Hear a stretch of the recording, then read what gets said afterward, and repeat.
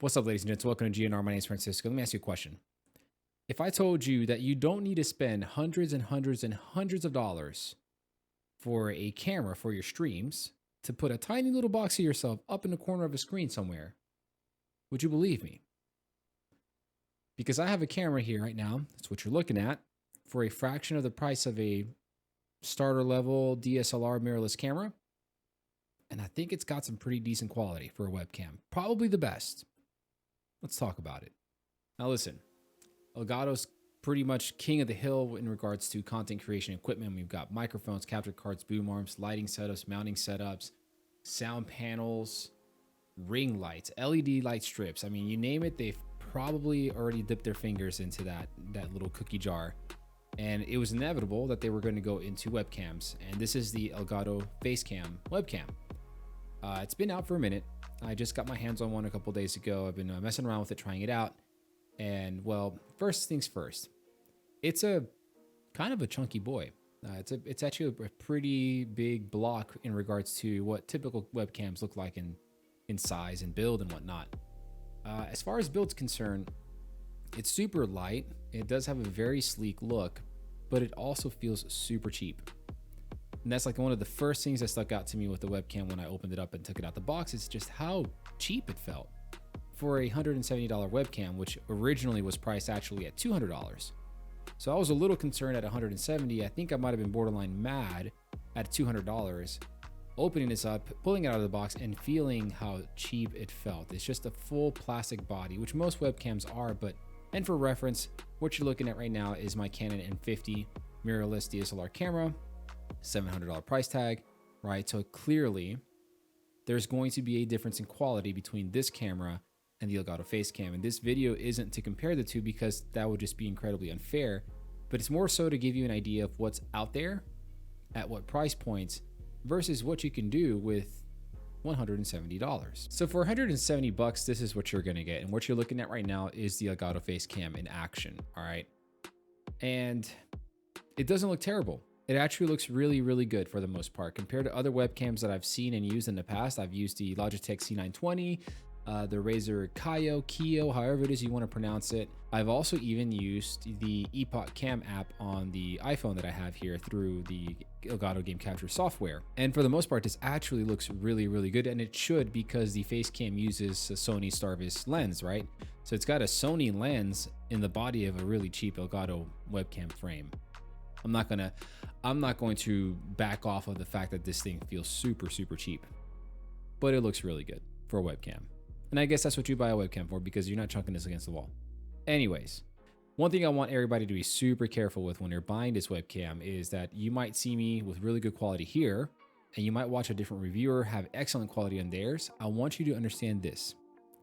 The lighting in your room or in the environment that you're recording in is going to be crucial, is going to be absolutely critical to what you can get out of this webcam. If your lighting is not up to snuff, you're going to be rather upset with yourself and possibly with the camera. But really, you should be upset with yourself and not the camera, because you're the one who doesn't have the correct lighting setup in your room that you're recording in, and thinking that if you buy something expensive, it's just going to work automatically and do great things for you. That's not how it works.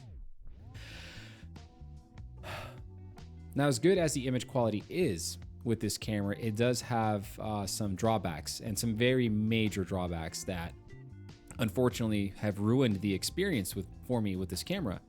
And some of it's not the camera's fault, and some of it is Elgato's fault. Now, before I get into the stuff about the camera that I really do not like, let's talk about the things that I do enjoy. The Facecam allows you to use the Cam Hub software, which enables you to really start controlling the quality of the image itself. You can do things like adjusting your ISO, adjusting shutter speed, which is your exposure, both of them combined. You can adjust white balance, you can adjust the coloring, light saturation, contrast, etc. You can adjust noise reduction, which is an automatic process, which in some cases it looked good for me, in other cases it didn't.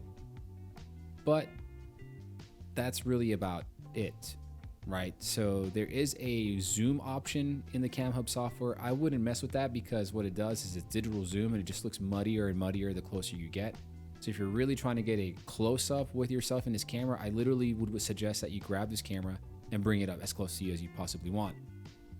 Keep in mind that the focal length for the camera is 12 to 47 inches, so you need to be somewhere in that range to be in focus for this camera, which is actually a pretty good range for the most part, right? So what don't I like about this camera? And I'll tell you right now, I don't recommend this camera for anybody as of right now. I'm still waiting on Elgato to respond. I don't know if they ever will. So I bought this webcam for convenience sake. I have this Canon M50 here that I've used for YouTube videos and streams for a long period of time with no issues. For some reason or other, it works flawlessly on OBS. But when it comes to using it with the game capture software, which I do use to record PlayStation 5 gameplay footage, it does not work. It freezes, and for some reason, it refuses to pop up in the foreground as an overlay, and instead it drops to the back of the main game that I'm capturing.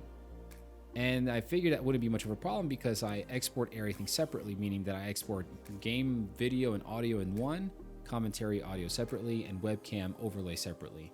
And when I tried to export it that way, the webcam file was corrupted from the get-go. I have scoured the internet for solutions. I have contacted Elgato on Twitter. They haven't responded. There's no solution in sight. One of the common issues I have seen in searching for a solution is that there seems to be a problem with the cable that comes included with the thing when you buy it.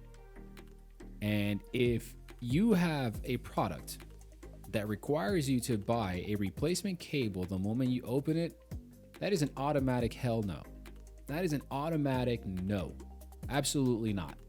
There's no reason why anybody should go out there and spend $170 on a product that unfortunately looks really good and run the risk of having a cable that doesn't work right out of the box.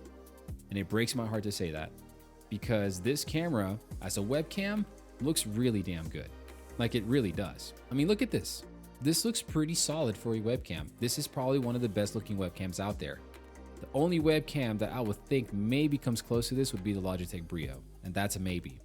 And I don't even think the Brio has as much control as the Facecam does using the CamHub software. It's not necessarily Elgato's fault that OBS doesn't want to work with my computer, but it is Elgato's fault that for some reason the camera just will not work with their own software. The only time that this camera works in game capture is when I'm editing the scenes and try to move it around and resize it. It works flawlessly when it's doing that. But once I save the scene and I'm done, it disappears. And the footage from the webcam is not usable, period. And it boggles my mind that for $170, it just doesn't work with its own software. Not to mention that it just has a really cheap housing. It feels so flimsy, y'all. It does. It looks pretty. I'll show you pictures. Like the camera looks pretty. It looks clean, very professional. The image quality is really good. Okay. I don't want to sit here and try to sound like I'm hating on a camera for the sake of hating on a camera. It looks really good for a webcam, like really, really good. But the functionality, or better said, the issues in functionality that I've experienced in such a short amount of time, I don't recommend it right now. Don't even do it. Don't even do it. Or at the very least, buy it somewhere where you know you can return it if you open it. Thank God I did. So anyways, ladies and gents, I hope you found this video helpful. If I find a solution to this, you better believe I'll put it up. And I'll do a follow-up review, maybe one day. But what a shame. What a real shame.